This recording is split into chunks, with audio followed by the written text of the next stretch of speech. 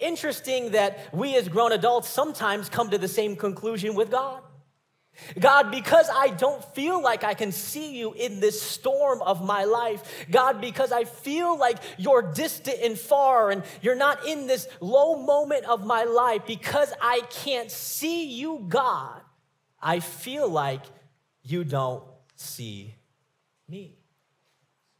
And this is important because in those low moments of life, what we need is to be infused with hope and faith. Knowing that we don't know how to get out of this, but if I can see God in the middle of the storm, it doesn't matter how big the waves are. It doesn't matter how strong the wind is, because if I can see the one who can quiet the storm, then I can get through the storm. If I have my eyes on Jesus, even though I may not know what tomorrow has, but I know that he's close, then no matter what life throws at me, I can navigate it because I see him with me.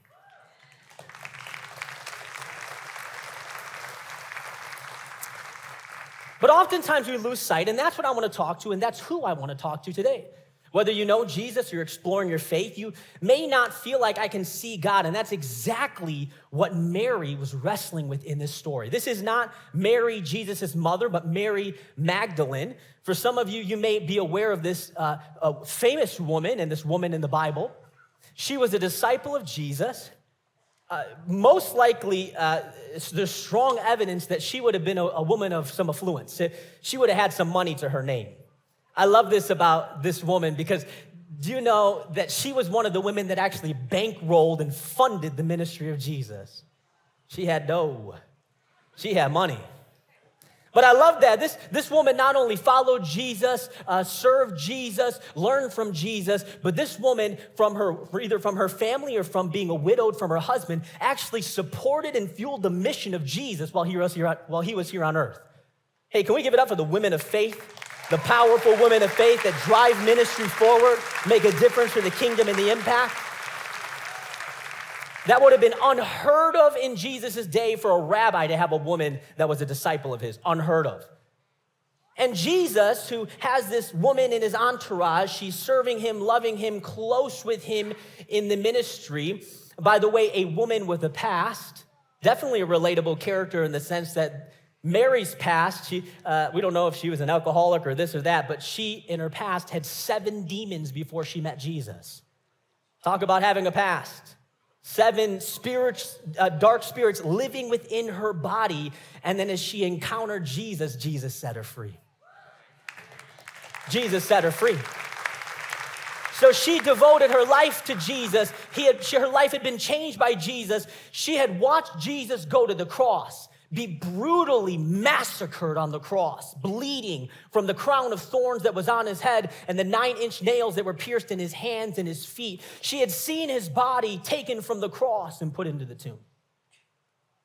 Joseph of Arimathea was the man who took Jesus' body and put him in his own tomb and rolled a stone in front of it thinking the story was over. Mary would have went on Saturday morning to go to the tomb, but she didn't because she was honoring the Sabbath. And you can't work on the Sabbath.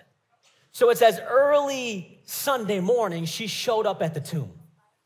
Now, what's difficult for us is, as we observe the story and know the story, we know that Jesus has risen, but she doesn't. Do you know that when she shows up at the tomb, she's not expecting a risen Savior, but she's bringing spices to take care of his dead body? She's walked with him, heard him say what he's going to do, but she, because of her pain and because of unbelief, shows up at the tomb in grief instead of with joy. And what she sees at the tomb is the stone rolled away. She looks inside and realizes that where Jesus' body was, there's no longer a body, but there's just the linen there that used to wrap his body, and this low moment of her life becomes even lower.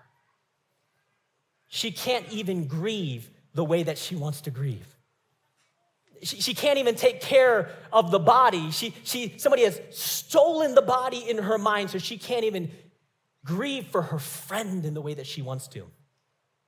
And it tells us in this text that as she looks into the tomb again after the disciples leave, John and Peter leave, that she actually sees 2 angels. And almost it says it as a passing comment. She sees two angels. They ask her what she's crying about, and she tells them what she's crying about. And this is important for us to take a moment to observe here, because Mary in this moment cannot see the miracle that she's standing in. Mary in this moment should have joy, and yet she has grief because she doesn't understand what Jesus is doing right now in her story. Mary in this moment should be high-fiving the angels. Come on, angels, yeah! No, she's grieving with sorrow, and the angels actually ask her, why are you crying? Because she should be rejoicing.